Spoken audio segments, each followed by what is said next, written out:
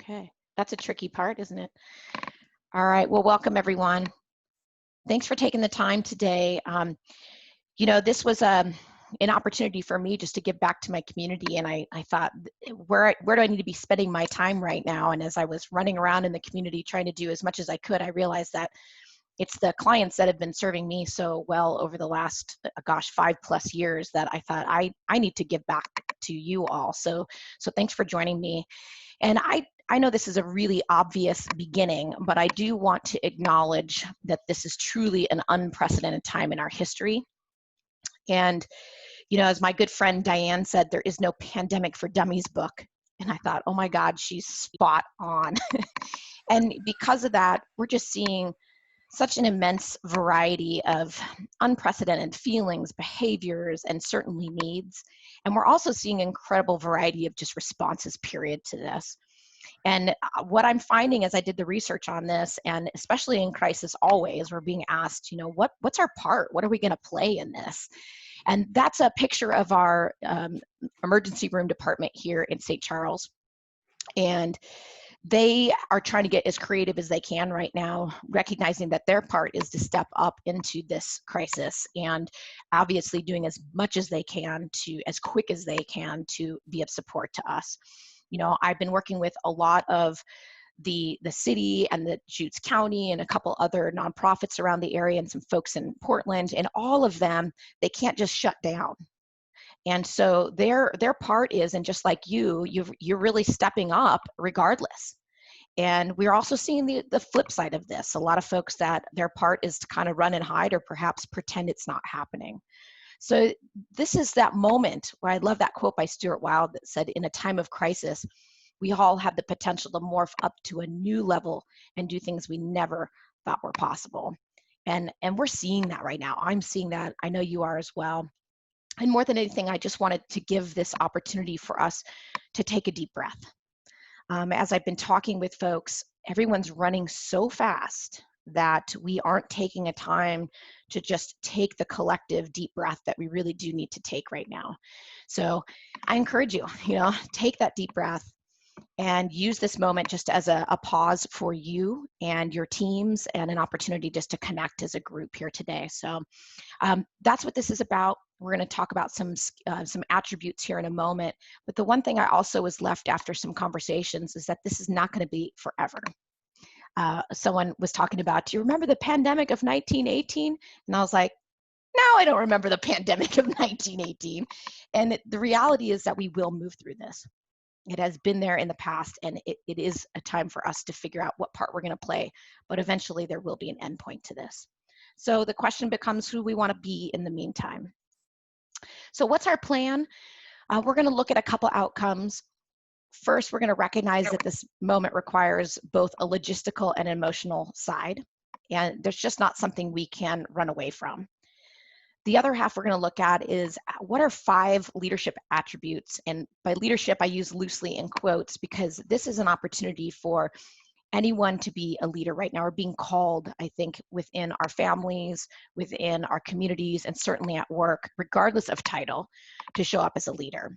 So in my research, all of the material that I have taught to leaders in the past still applies.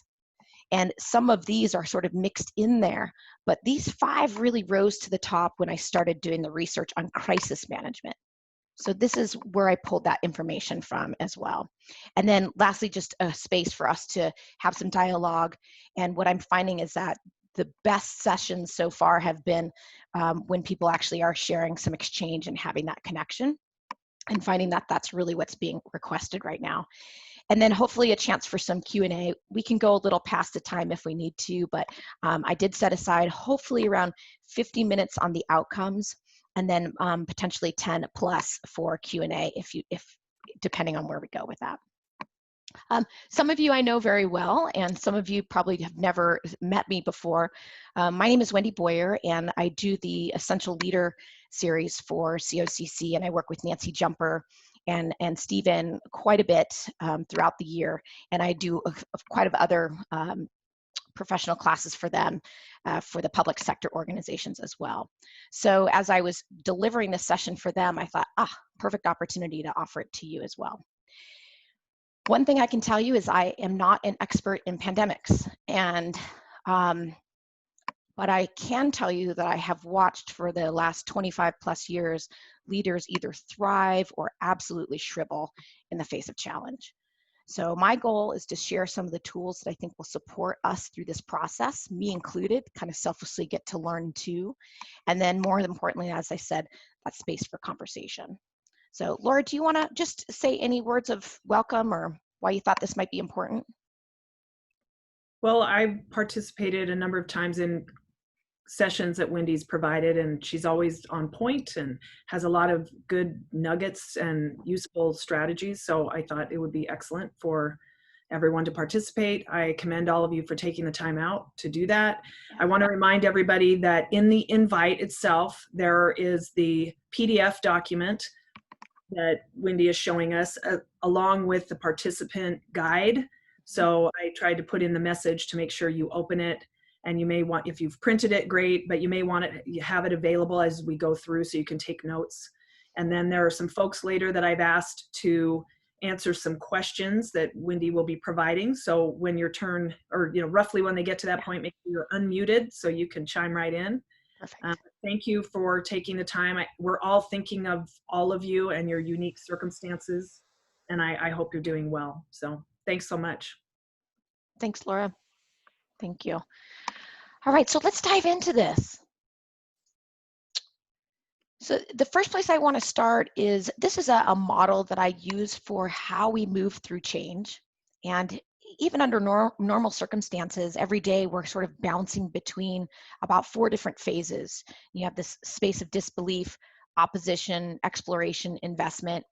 And we all run through a similar process. Some of us skip some steps here and there, but we definitely differ in our timing and what we need to move through changes.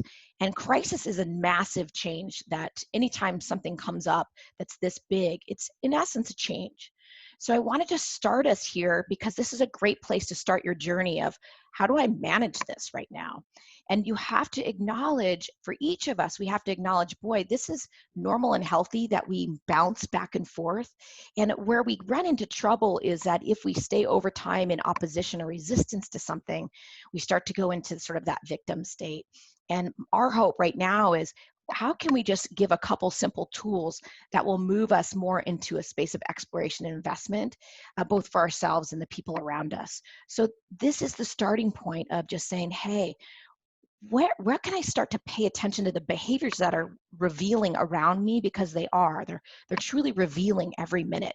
And first look in and then start looking out, whether you're at home with your family, your community, your friends, those behaviors are everywhere. Let's talk about a couple of them. So a few of the things that we're seeing in that disbelief phase, quite a bit of shock and a tremendous amount of immobility, some folks just unable to move forward. And someone sent me an article that actually talked about that this grief is real. And when I work with this change framework, oftentimes the time in disbelief is pretty short, but depending on the severity of the event, it can be bigger. And the article was talking about the fact that we are experiencing a ton of grief and loss. And oftentimes we just skip over that. So I do think that this is a moment to give ourselves, even in this moment, a chance to pause, but also to give ourselves some compassion and a little bit of grace to recognize, boy, there is more emotion going on than we recognize in front of us and in us. So be looking for these things. And the more we can meet people where they are, you can see that on the left, that's the key with this. We can't force people to jump into investment. We have to actually go where they are and then work with them, giving you a couple ingredients to sort of have that conversation and ask, what do you need right now? What do I need right now? So we're moving from this place of disbelief. You can see a ton of opposition in our community as well. Clearly, early on, a lot of hoarding was going on. And we also have people just sabotaging the efforts by kind of saying, well, this isn't real. And, a lot of those kinds of things happening as well. So we're seeing a lot of those behaviors too mixed in. But we're also seeing a tremendous amount of exploration behaviors. The creativity we're seeing is just outstanding. It's more than I've ever seen in my lifetime. We cannot operate the way we have. We just can't. So if that's the case, how do we get creative to solve this issue? And we've got restaurants doing a ton amount of takeout, and we've got people buying that takeout, enjoying it for themselves, but also giving it away. And I've never in my history seen our states and local governments having to ask the community for medical supplies. But that's where we're at. We have to get creative with how we do this, and we have to own it versus begin to, basically blame other folks. So that's going to be important. And then lastly, that investment phase, there's a lot of folks that are on the front end of this thing, and they are in the game. And we watch them, and they are leading us forward, and it's really exciting to see. I know as I've been working with the city and the county in the last couple of weeks, what they are doing to keep our houses warm and our streets safe and our city operable is just phenomenal. So we have to, once again, think about, where am I every day? Where am I? And then what do I need in order to move myself out of this place of opposition and into exploration? And that's the same process we're going to do with other folks too. As I was doing the research, I realized that in order to move us from that disbelief and opposition into exploration and investment, we have to begin using both sides of our brain. So both the logistical side of us and also the emotional side. For those of you that have had the luxury of going through the DISC session with me, you're going to see a few references to some tools that I use with all the public sector. So that change framework is one, but DISC is another one. And I would say that, on the D and I, they're more of that logistical side. So there's 4 different profiles. And the Ds and Cs, they love that logistical side of their brain. And they live there quite a bit. And each of us can kind of look at ourselves and go, oh, I lean more towards one side or the other. And on the flip side, those of you that are more I and S profile, you definitely lean more towards that emotional. I talk about this a lot in leadership training, but more than ever, we have to move from autopilot to conscious. And in a moment of crisis, we have to flex our muscle and really dive into both sides of this. And a lot of people don't want to hear that. They want it to be nice and clean, and they like to stay where they're comfortable. But I always say, welcome to leadership, because it's not clean. It's pretty messy sometimes. So this is an opportunity for us to really help people be seen, heard, and valued. That's one of the key messages always around leadership. But right now, to do that, we're going to have to flex both muscles. So be thinking right now, as you're kind of going through this process, where do I lean and where do I need to kind of increase one of those or the other? Because that's going to be an important part of moving through this. I will tell you that the 5 attributes I tried to put cleanly, either in the logistical side or the emotional side, and it was impossible, because all of these attributes are moving back and forth between the emotional and logistical. So the good and the bad news is that that's the reality. But the good news is that if you have a tendency to lean more towards one side of emotional or logistical, these questions that are in here and these attributes are going to pull both of those together. So what we're trying to do is provide some tools that actually help you link those together without having to muscle too hard. Okay. So what are the attributes we're going to look at? First, face reality is going to be number 1. Stand in our calling, number 2. Number 3 is ground and focus. 4 is unleash creativity, and then 5 is communicate and connect. So I put leadership in quotes because this is about every single one of us being a leader, again, within our home, community, or workspace. And these attributes can be used by all of us right now. So it's more of a looser set. And there's that change framework. Again, if we use some of these tools, we're going to be able to move ourselves through this change that much easier. Here's the catch. It's not an exhaustive list. I did not give you Pandemic 101. I would have loved to, but it's impossible. It's not a recipe either. Those of us that want the recipe, these are ingredients. So you're going to have to use the recipe and kind of move depending on who you're working with and what they need in the moment. The other thing is, this is not a step-by-step process. Again, welcome to the muckiness of leadership, right? I had to number them so that we could learn them, but they're not in a step order. You're probably going to be bouncing between them. You'll see over there on the left, it says do your own work first. I'm a big proponent. Trust me, I take my own medicine. every single one of the questions that are on that handout that I gave you. One, as Laura said, it's got a lot of summary of everything that I'm talking about today, but each one of these attributes has a set of questions underneath it. So I'm encouraging you to work through them on your own, and then you can use them with, I call your tribe. I've used them with some of my work clients, but I also use them at home. And the conversations that I had at home were extremely powerful, and so were the ones that I've had with folks at work. Right? So just know that it's do your own work first, as always, and then work with your tribe second. But please use that handout. All this information is yours to keep. Use it to make your life easier as you go through this. So let's talk about face reality. And in a couple minutes, those of you that have been asked to think about your answers to the questions, you're going to see where these will fall. But I'm going to just make sure that I don't miss anything in here as we go through. For face reality, one of the big things that I realized is that this is very similar to when I was trained as a wilderness first responder. And the research was saying, look, just like in any crisis, we're trained as first responders to pause. And that pause is a critical moment because that gives us a chance to assess the scene and not just rush in. And oftentimes we just rush to the solution. And if you did that DISC profile, some of us are like to rush in and others will step back. Well, in this moment, that pause, that step back is critical. And it's looking at what are the priorities that I need to address right away. And then also what are the resources that I have to address those priorities. So it's both. It's not just, oh my God, what's wrong, but it's also what resources do I have to help this situation. So this moment here is requiring each of us to really face the reality that we have. And this is the first step towards meeting people where they are. And again, sneaky as it is, this conversation is going to pull you into an emotional conversation. And as we begin to face the reality, you can see there on the bottom, it says, as we begin to face the reality of those around us, we actually are beginning to practice compassion. And I got to tell you, I know that that sounds fluffy and squishy, but it is vital right now. And if you just have that conversation, it's going to open that space up. The other thing I will say is that please, we have to face the reality that not everyone is behaving normally right now, whatever normal is, right? And it's our opportunity to just not take things so personally, because the reality is that we are stressed and we are reactive.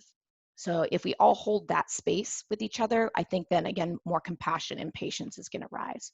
But first, let's meet people where they are in terms of their reality. At a macro level, this is a pandemic, right? Everybody on the planet is being touched by this.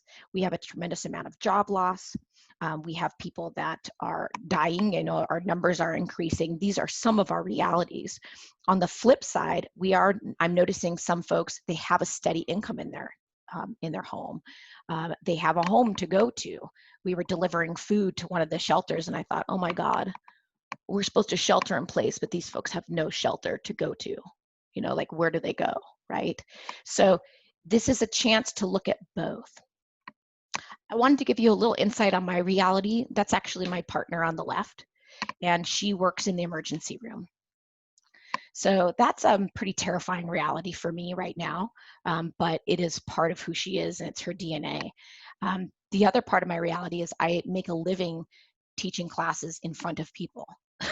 So, I'm going to have to figure something out quick, and I'm trying to work on that right now, thanks to Nancy and other folks, right? On the flip side, I have a warm home to go to, and luckily my community has stepped up and made that possible. That's my stepdad and my mom. They live here in Bend, so fortunately they're close. I can check in on them, keep my eye on them. So in the midst of this reality, I've got both, right? I've got some things against me and some things that I can use as resources.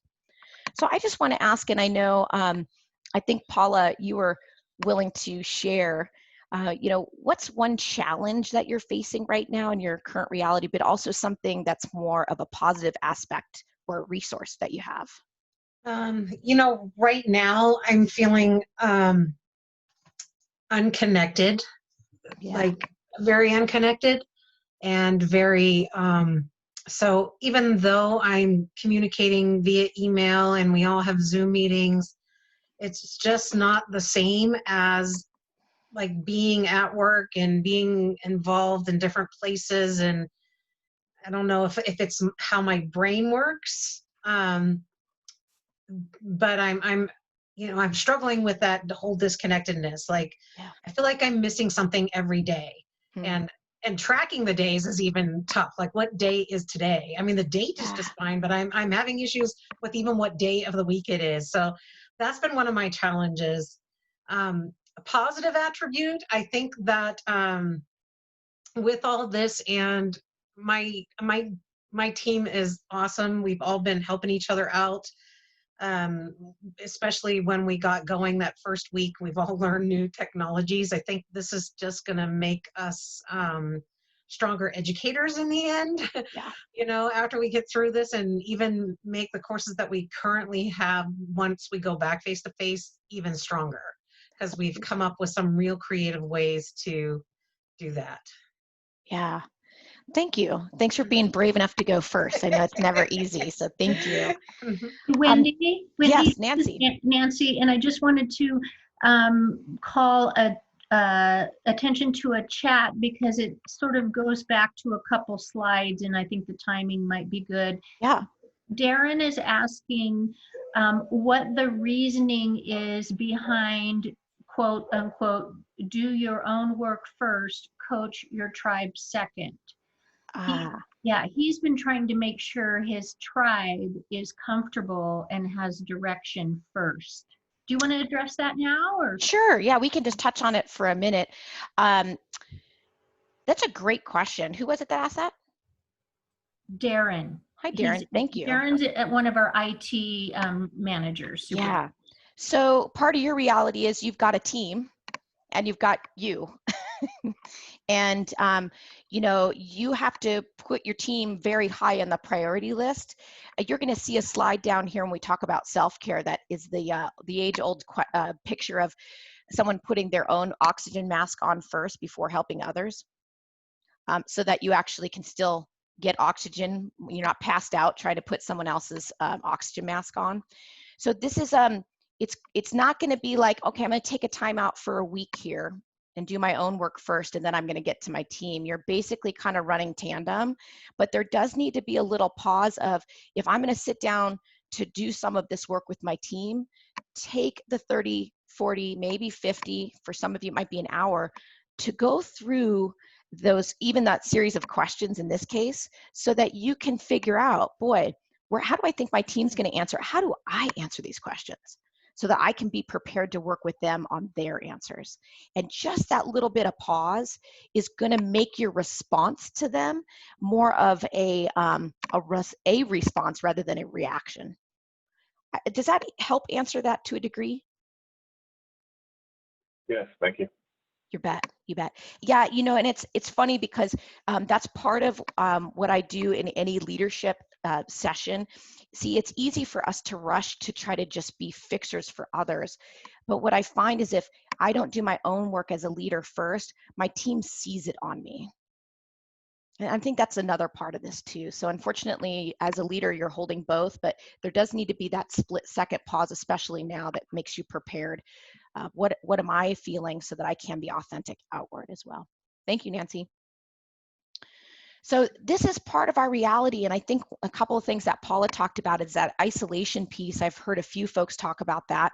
I've got some, when you think back again to those DISC profiles, half of that world is like, yes, I love this time to kind of pull in. And I had a lot of people say, I'm really worried about my extroverts right now.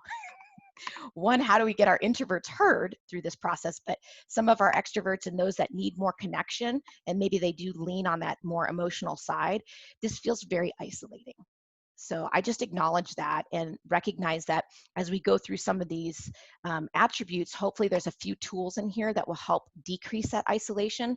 But the reality is, that's your reality right now. And as I was getting questions back on this presentation, people said, well, what if I'm not prepared to hear their reality? And I thought, well, yeah, this is kind of scary. You're asking people what the reality is, and guess what? Some of it's going to be pretty crappy right now. And I think that's, again, I just want you to know that you don't have to fix their reality. You have to be present for it. And I think that's the miss we want to solve, and it is hard. I'm a problem solver. Let me tell you, I'm a go-getter. No, Nancy knows that very well. But in this moment, sometimes we just need to sit. And as I've been talking with a lot of counselors about this too, they said, you know, this space of compassion, oftentimes just listening is enough. But once we kind of see people's reality, I'm hoping some of these other attributes will also help you respond to that reality too. So it's kind of a double piece there. So let's talk about number 2 here, which is stand in our calling. And when I've worked with folks over the past, those that have not had a strong kind of why or purpose or calling are usually the ones that flounder first when change happens. And they struggle and they go into fear really fast. So this is a moment for us to kind of step back and say, hey, what is our calling right now? What's our why? There's a question on your handout that talks about, it's the first one in there. What do you feel called to do or be? Because it's not just about doing right now. What are you called to do or be during this time in our history? And when I look back on this, what's my leadership story? So how did I show up as a leader, both at home, my community, and at work?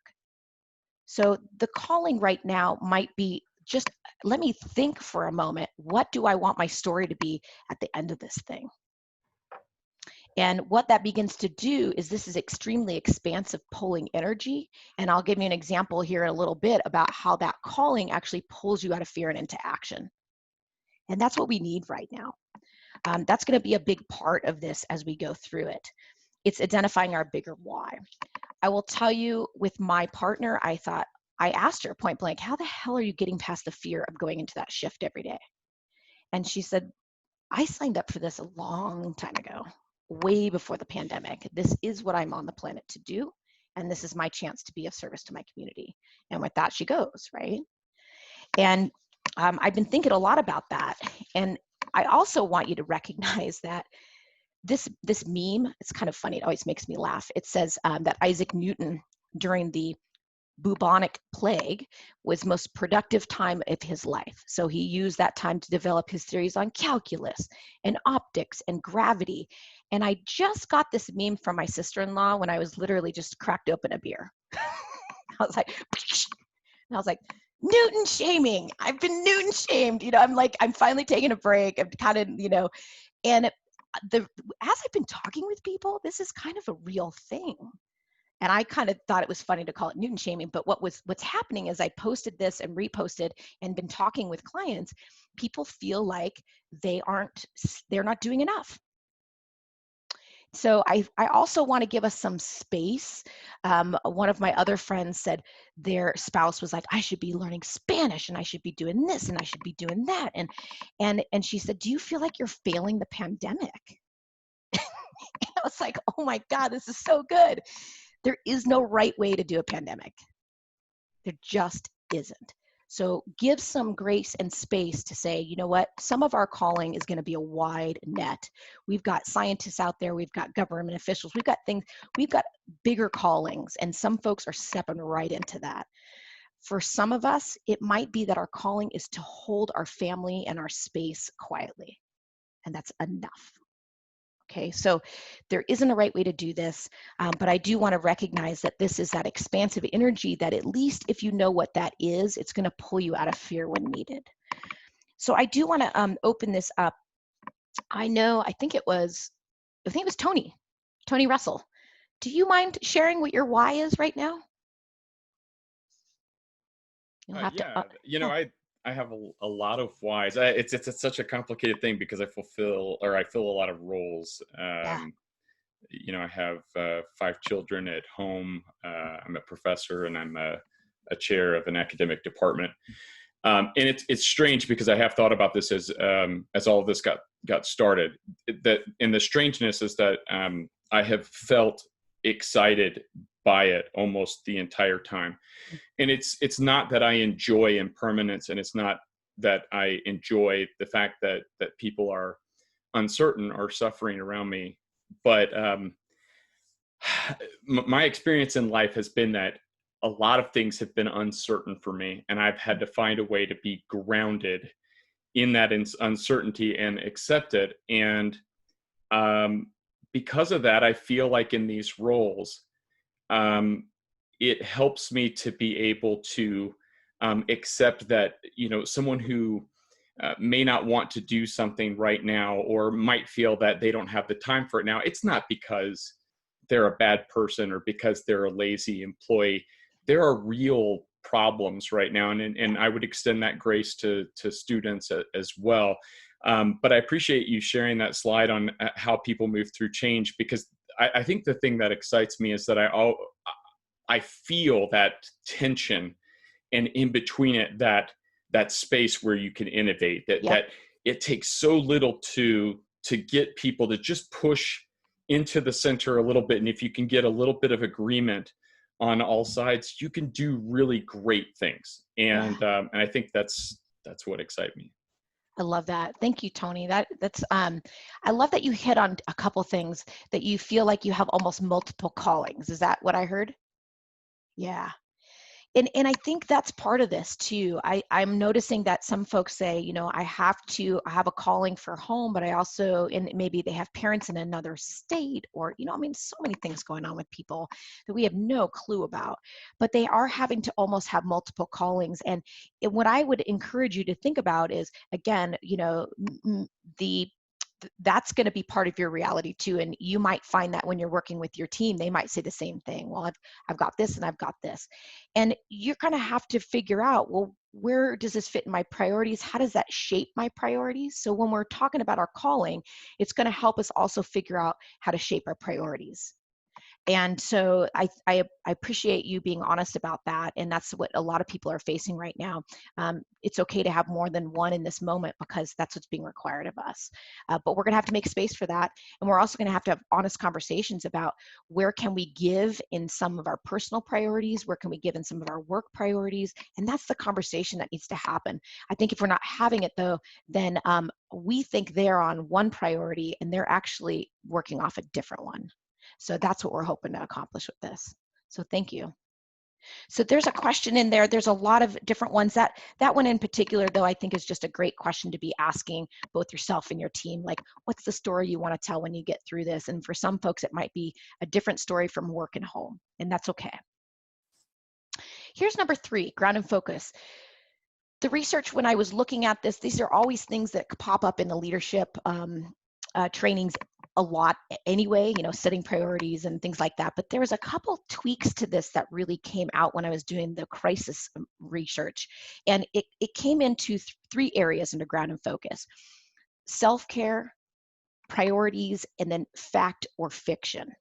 So what's interesting is, yet again, it's messy because we're asking ourselves and our teams, what's the calling? So what's that expansive pulling energy? And then I'm having to hold also this inward rooted energy of ground and focus. I'm having to hold both yet again. And that is our reality. Okay, so self-care, it's number 1 on there, because in a crisis, especially with some of my folks that are in the public sector organizations, they haven't stopped to take a breath. And this is going to be a marathon, not a sprint. And if we do not put self-care up at the beginning, we are as that kind of, put your own mask on first before helping others, we're not going to make it to the end of the marathon. So this is really critical. It is not a fuzzy thing. It never is a fuzzy anyway, but in a moment of a crisis, it's got to be a lifeline that gets prioritized. So we're going to talk about that in a couple minutes here. There's some questions on your worksheet that go right into this. So what are my immediate priorities over the next 30, 60, 90 days, given our current reality? So given the current reality, given our why, and putting those pieces together, the college has its own why. And you're having to balance your why with that as well. And that is not easy, but that should help you figure out where your priorities need to be. There's also some questions on here: what has to be put on hold? So that on everything is a priority. What support do I need to make? What support is needed to make bold and difficult decisions possible? We're going to have to make bold and difficult decisions. And that's terrifying. but it's reality. So what support do we need in order to make that decision? I was thinking about those initial ER docs in Brooklyn, and as I'm home, I'm listening to a lot of the podcasts that my partner is playing, and they were having to make a protocol on who gets a ventilator or not. That's a bold and difficult decision. Right? So we're being called. And then, are my decisions influenced by reliable information sources? That's the fact or fiction. In the middle of a crisis, we need to zero in on where are we getting the information to make our decisions.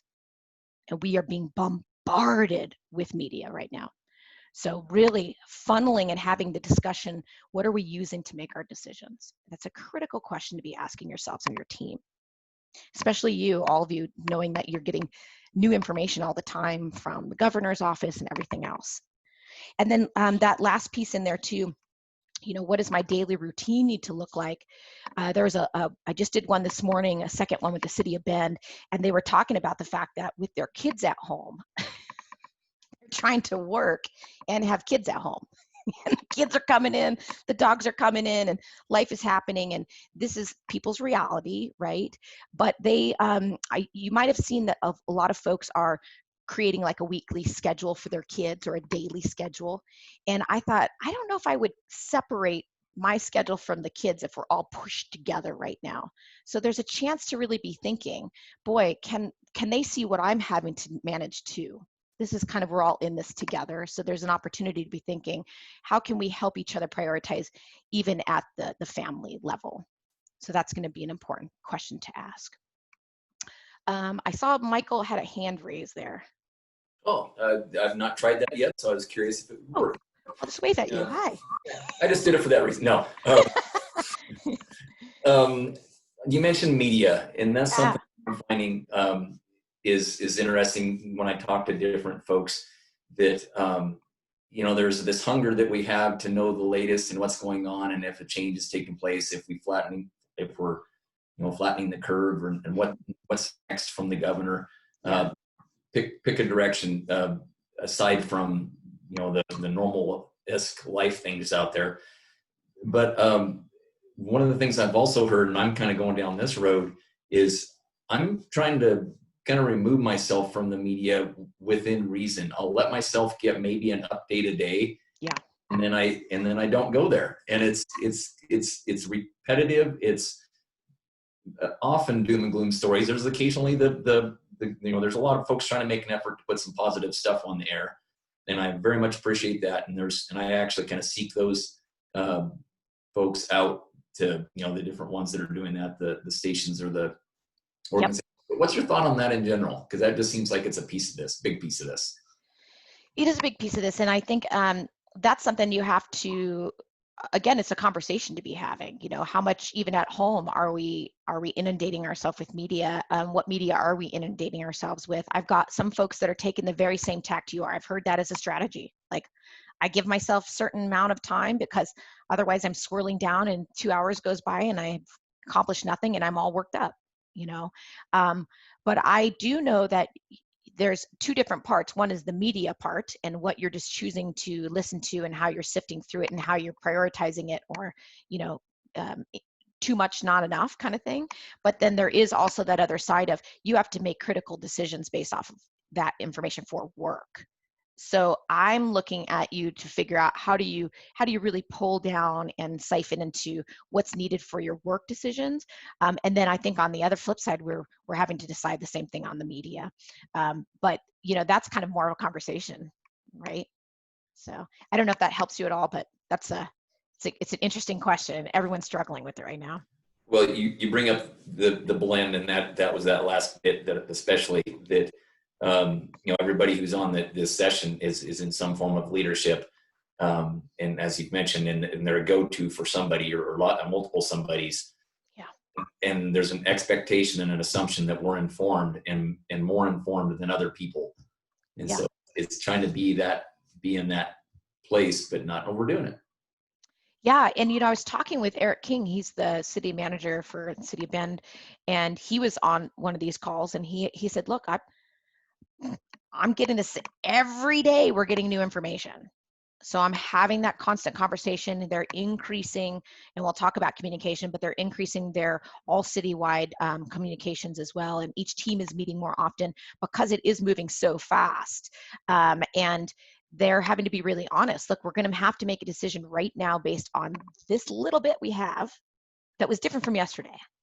And I need you to also give us some grace for the fact that tomorrow we might have to make a different decision.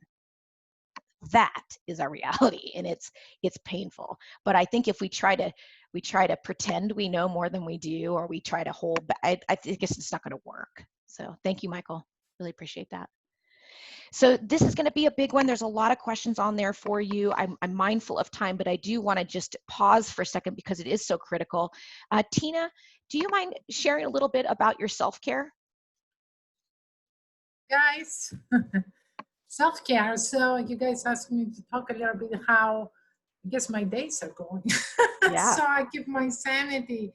And in regards to Michael's and your guys' talk about news, and I am a librarian, so I can get easily overwhelmed by the amount of information too. So there are things that I do to help me be grounded both physically and psychologically. I also have a family that's in Greece, and they are on lockdown for a whole month. So there is a lot of anxiety on that front too. So in regards to the news, I had observed myself how I was glued on TV the first couple of weeks, especially after we decided to close down on the campus.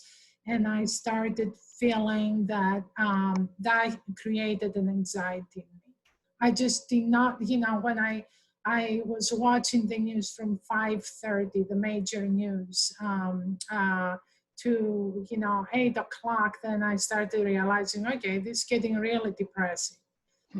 And there are good reasons to be depressed, but at the same time, I didn't think that I was very productive. So I have decided I'll be watching the news once per day, focusing on OPB, which is more analytical, less screechy and shouting at your face, and just allow myself to absorb information from there. Now I'm getting also news from my homeland, Greece, and my mother is glued on the statistics, and she calls me every day to let me know what's happening in the United States. And so I take that with a little bit of humor. So I have to take also some of those with humor, because otherwise you just, again, you get wrapped into other people's close family anxiety and psychology. And so again, trying to use moderation on what I'm absorbing, and again, as far as humor, even in those dire times, I feel, even watching John Oliver, who who takes grim news and he makes a good case of humor. I'd rather watch the news via that lens. I find it very helpful for me. Then on the physical aspect, I'm enjoying sleeping well these days. I do. I take my book. It's the best sleeping pill. Eating well, moving around. We get glued on our screens for a long time. So walking with my hubby, Zooming with friends and family, trying to connect as much as possible, and also trying to bring a little bit of variety and creativity in everyday life, discovering new recipes to cook, or rediscovering old hobbies, like my Greek embroidery is back at night, every night. It's just wonderful. So just rediscovering old pleasures has been a very good thing for me too. So. Wow. Thank you, Tina. Thank you. So many good insights in there. I love that you touched on, putting some kind of parameter on your media absorption. And I also know that now OPB is librarian approved. So that's good. That's good.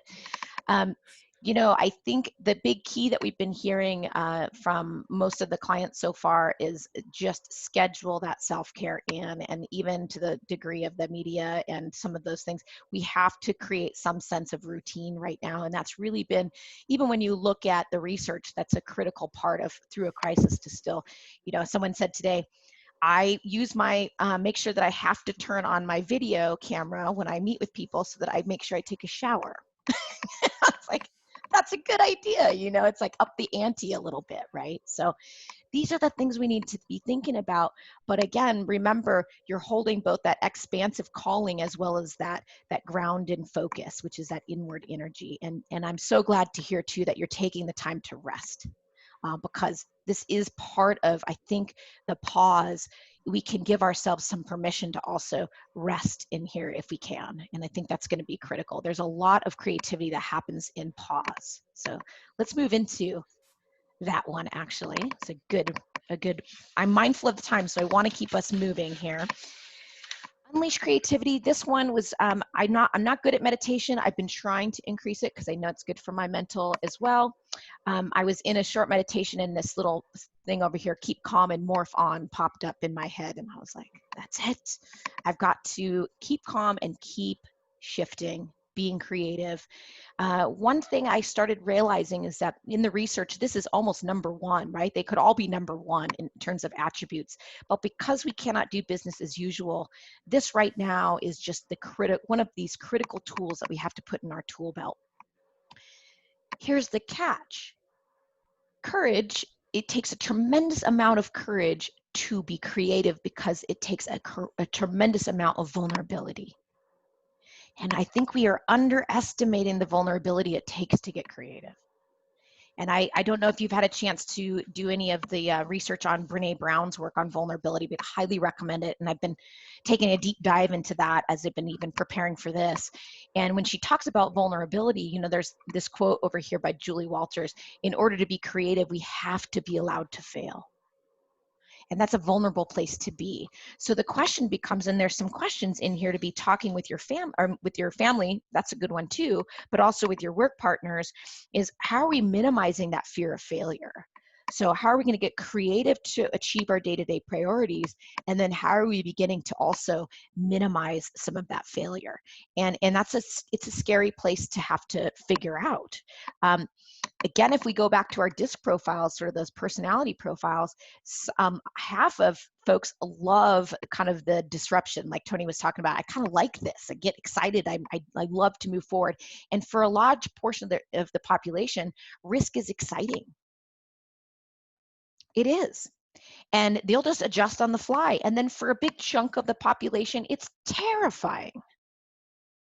So if we go by the assumption that everyone thinks like me, especially if you have a team, remember, we're really going into autopilot right now. And so we have to pull ourselves up and think, how do I help minimize that fear? When I ask my team to get creative, how do I minimize it so they can really go there? We have to address that. Otherwise, we'll squelch that curiosity. So I just want to, I'm going to jump ahead to one question just because of the time that we have, but I'm curious. I know, Susie, you talked about minimizing the fear of failure, and you had a couple examples of that. I'd love if you could just share a short snippet on that. That would be great. Okay. So, you know, what we're faced with right now can be really fearful for a lot of people, both personally and professionally. So my tactic to work through that is to reframe what we're doing as an opportunity rather than a problem. This is an opportunity for us to evaluate our resources, both personally and professionally, our human resources and the talents that they have and what they could be doing for our college that they're not doing right now, because we're all so ingrained in our day-to-day activities and our day-to-day jobs. It's a time for us to reevaluate and look at creative problem solving and how can we better utilize both our physical resources and our human resources to better serve our communities and to better serve our college. And if we start to reframe this as an opportunity to excel rather than a big problem in a pandemic that's going to weigh us all down, then it's going to give us the ability to lighten things up and come at it with a fresh perspective that can make us a better college and better humans after this is over. Love that. Thanks, Susie. Thanks for sharing that. You hit on a couple things for me. I love that reframing it to be an opportunity, and that will take the pressure of, oh my God, I'm going to fail. If I throw this out there, I'm going to fail. Well, no, this is an opportunity to see what's possible. And it's not easy to do. So even having that conversation, like, how can I unleash you to see what's possible? Like, what support do you need from me so you feel comfortable going after that opportunity? It's going to be a great conversation to have. There was something else. The other thing that you mentioned, and this has been happening on every single one of these calls, is people saying, hey, when we go back to, quote, normal, is there anything we learned that we can use so that we don't go back to our old patterns? Boy, I hope so. Because I think there's going to be a lot of things that we can really learn from if we take the pause after this is, quote, over, for us to really assess what can we do differently, what did we learn. And I think that's up to each of us as leaders to ask our teams too. And even if each organization doesn't ask that at the high level, boy, I hope we're doing it at our team level, because we have control over that and we might as well go for it. So thank you so much for that. So I'm going to keep us moving in here on 12. I'm just going to make this one kind of short, but this one, we've all heard this in a moment of crisis. Even normally, we need a lot of communication, don't we all? But if people want to be seen and heard and valued, the pathway there is connection. And this is, again, that combination of logistical and emotional side. One of the classes that I've been teaching is on trust, and there's about 4 elements of trust, and care is the number 1. And in essence, what that says is, you have my back. And I put a question on your handout there that basically says, what can I do for you right now that would have you look back and say, wow, you really had my back through this. You really had my back through this. And you can ask that at home, and you can ask it with your work partners, because trust me, the answers are gold, okay? But we are going to, with communication, have to get really creative. Clearly, we're going to have to schedule it more than, more than we think and probably want. Almost all my organizations are like, yep, we're going to have to increase all of our meetings. A lot of people are doing just a quick daily check-in. And we're also going to have to be even more aware of adapting our approach. I put the DISC profiles back up. Those are those 4. And you can see that the D's and the I's, extremely fast-paced. They always assume permission. So they will assume permission to speak, assume permission to break a rule, assume permission for a lot of things, right? The C's and S's, they often wait for permission and seek that permission. So this is a chance for us to be, and I wrote it on one of the questions, how can we prepare the introverts in our tribe for upcoming meetings and one-on-ones so that they do feel seen, heard, and valued? We're having to really think about that, especially on our calls right now. I was listening to a leader who was a very high DI, and they had about 20 folks on their call, and it was some critical questions that they have had answered that impacted the entire group. And they asked the question, threw it out there, and they gave about a 15-second pause.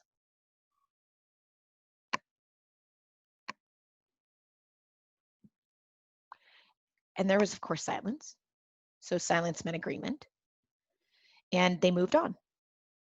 And I was thinking, oh my God, I know we're on autopilot here, but is there any way we can shift that so that people, right now, if we are supposed to get creative and we're only hearing from half of the planet, we've got a problem. So how can we hold space for everybody? And I was thinking, even in that moment, was there any pre-work that could have been given, even if it was 15 minutes, half an hour, whatever, anything, or even in that moment, hey, I'm going to ask this question. By the end of this meeting, please be prepared to have an answer. Just rethinking the way that we are operating as a group right now. So, this is our opportunity to really think about how we're adapting. It's a great place to practice.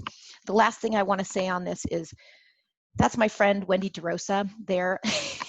She does virtual trainings for a living. And at this moment, she had about 400 people on her class.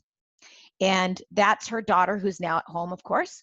And she told her dad, I got to go to the bathroom, and promptly ran down to her mom's office and ripped open the door and surprised her on her call. She did not have to go to the bathroom. She just wanted to barge in on her mom. And I just thought it was so priceless that she posted this picture of her. Man, we are just all doing our best. There's going to be all kinds of chaos that's going on around us. So I hope we can find some humor. Tina talked about that too. I wanted to make humor its own thing, but I realized it's in the connection that most of our humor starts to evolve and come out. So I hope we give each other some permission and some more compassion in this. So I hope you can think about how you're getting creative. There's a ton of questions I gave you on this communication piece. So Wendy, I encourage, yes. Sorry to interrupt, Yeah. Ms. Nancy. Sarah Henson had a comment in the chat about communication. Can you see the chat, or you want me to read it? If you can read it, that would be great. Okay. She says, I've been hearing lots of warnings about over communication and folks being overwhelmed by too much communication. What do you advise for finding a balance between communication and connection and overwhelming people? Oh, I love that question. Thank you, Sarah. First, before I answer that question, I just want to pause. Is everyone okay if because you guys are having good conversation and I don't want to cut it off, but I'm also recognizing that's 2:28. Are we good with a little bump? Thumbs up? Okay. Okay, we'll go there slightly. Tony's like, I can't go too far. Sarah, let's hold that one for the Q&A, so those that need to drop off, we can answer it at that point. Does that work? Okay, I'm gonna have to make that work. How's that? So I'll answer it in the Q&A. Let's go in here. So real quick, this is our opportunity to move through change. Please start paying attention to the behaviors you're seeing. That's your cue. You got some attributes here that hopefully will give you some tools. They're already in you. We just needed to give it some wording, right? And hopefully this will give you a chance to really shine in this and give you some direction. I just want to say thank you. As my good friend Diane said, there's no pandemic book for dummies, and no Pandemic for Dummies book. There is no right way to do this. I just want to say thank you for stepping up as a college. I know this is not easy time for any of you. I'll leave you with Zig Ziglar's quote, fear has two meanings: forget everything and run, or face everything and rise. That choice is yours. So I just want to say thank you for the time. I'm so glad you decided to jump on and take advantage of this opportunity. I'm going to open up for Q&A. Any of you that need to leave can certainly do that. And then we'll go back to that communication question first if needed. But is there anybody that wants to jump off? And is there anything that you heard that you're like, thank you, I needed to hear that, and now I'm leaving?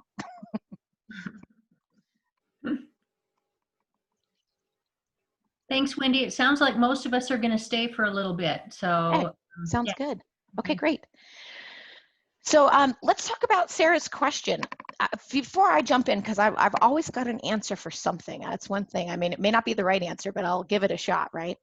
Before I open that up, I'd love to hear, is anyone have sort of something that's worked for you as a leader before I dive into this? Because this is a chance to share. What's working?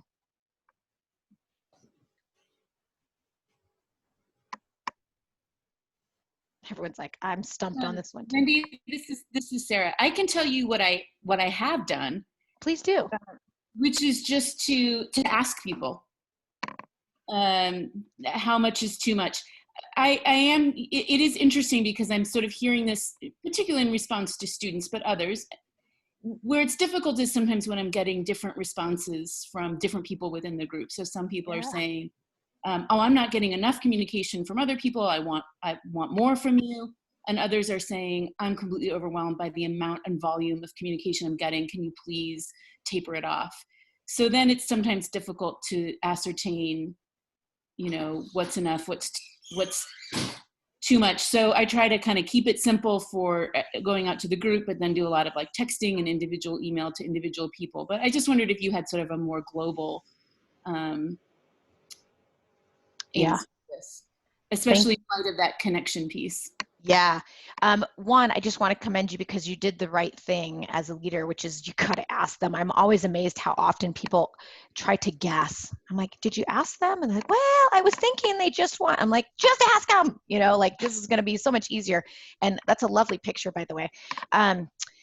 So I will tell you that one, asking is correct.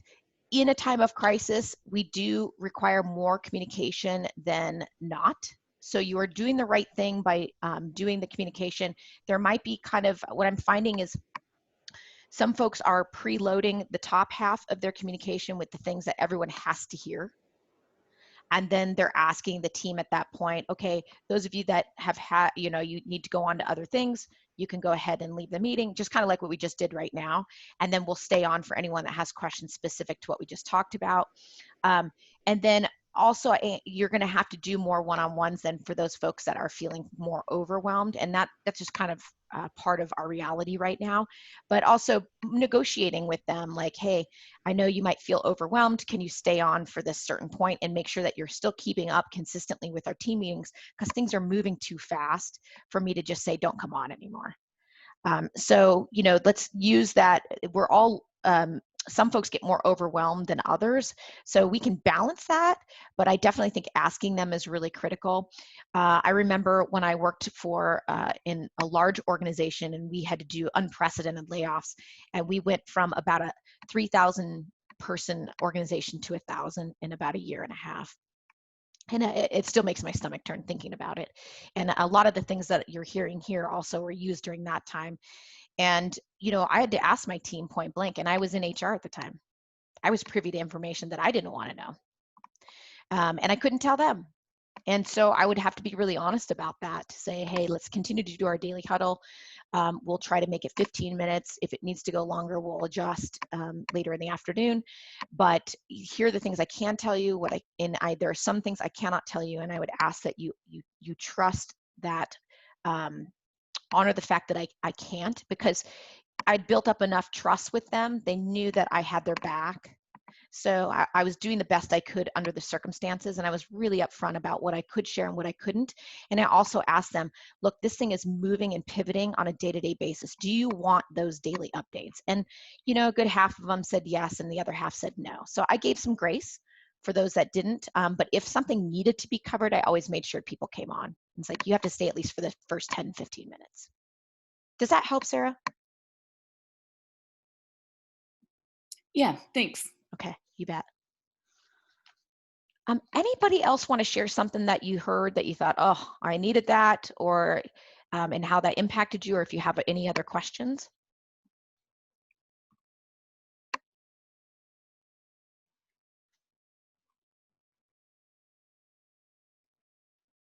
Anything on the chat there, Nancy?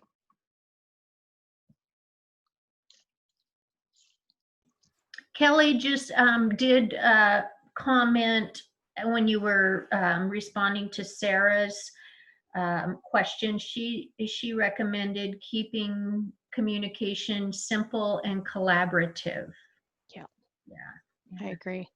And I guess I could speak to, just from my experience with communication so far since we've gone to the remote setup. And I still really, and this is who I am when we're in person in offices. So I think that might be part of the message, is that we still have kind of the same needs. So we're the same people that we were before the pandemic. And so, you know, if you have a group of people who require or want structure and communication to the point, not a lot of processing, then that's still going to be the case. It's just going to be a different, we're just talking about different delivery method. Yep.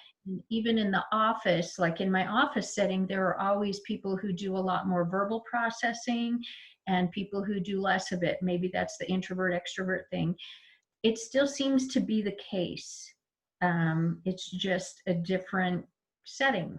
So, yeah. Yeah, I would agree with you. And especially under stress, you know, some certain parts of us get amplified, and that's another good thing to be asking yourselves and your team, you know, like under stress, where do you go from a communication style, and you know, any, or even from a conflict style, you know, like where do you go?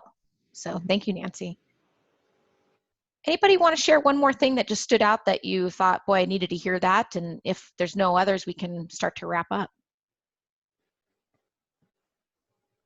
I loved that you don't really have to fix reality, just acknowledge it.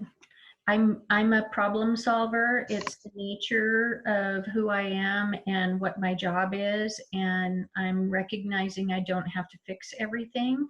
And I think I need to just tape that up and remember that, because it's difficult for me. Yeah. Yeah. Yeah. Thank you, Nancy. Yeah, that's a big one. It's difficult for everybody because no one likes to see someone in pain, right? Mm-hmm. So we're going to jump to fix very quickly. So that was one of the things that's been coming out really, really strong in all these sessions, is that sometimes we just have to sit with the emotion, and that's scary, but we can just say, I'm sorry. And, you know, certainly if there's anything we can do to help support that, let's do it. But let's just acknowledge for a moment that this isn't easy. So thank you, Nancy.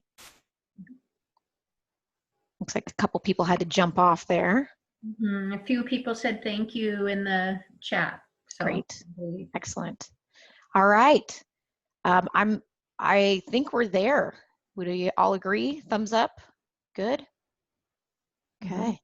All right. Hey, I can't thank you enough. Thanks for your service right now. I know you're really trying to hold the fort of this community. You have a big impact on this community, and I commend you. So I appreciate you taking some time out for yourselves, and I hope this was of some support with you, with your team. So take care, everyone. Thank you. Thanks for Thank sharing you. it with us, Wendy. You bet. Thank you. Yeah. A lot of great things in the chat here. Paula says she got much from the presentation.